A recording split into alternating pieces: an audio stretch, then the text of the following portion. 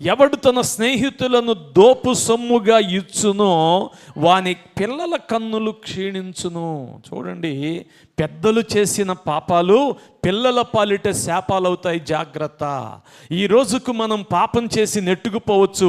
ఈ రోజుకు నేను చేసినది ఎవరికి బయటపడలేదు, కనబడలేదు. ఈ రోజుకు నేను నెట్టుకొచ్చేసాను, కొట్టుకుపోయాను, ఈ రోజుకు నేను దాటిపోయాను అని ఒకవేళ జీవితంలో మనం ఏదైనా పొరపాటు తప్పు చేసి దేని కొరకు ఏ ప్రయోజనాన్ని ఆశించి ఒకవేళ మనం తప్పు చేస్తే దాని వలన పర్యవసానాన్ని తెలియకుండా మన పిల్లలు అనుభవించాల్సి వస్తుంది అన్న సత్యాన్ని, వాస్తవాన్ని దేవుడు ఈ వాక్యంలో తెలియచేస్తూ ఉన్నాడు. కనుక మన బిడ్డలు మనకంటే ఆరోగ్యంగా, మనకంటే అభివృద్ధిలో, మనకంటే క్షేమకరంగా ఉండాలి అంటే ఈ లోకములో మనము చేయగలిగినంత మంచి, చేయగలిగిన మేలు, చేయగలిగిన ఉపకారం చేద్దాం తప్ప ద్రోహం చేయడానికి, అన్యాయం చేయడానికి, దేవుని ప్రజలమైన మనము అక్రమం చేయడానికి, తెగబడ్డానికి వీల్లేదు.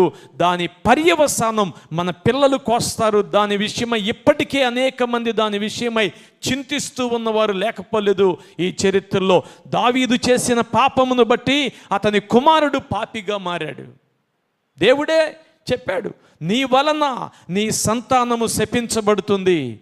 దేవుడు తన ప్రజలైన వారిని ఎన్ని రకాలుగా హెచ్చరించినా దీన్ని గ్రహించకపోవడం. యోబు చెప్తున్నాడు, బిడ్డల కట కళ్ళకు దోషం వస్తుందట.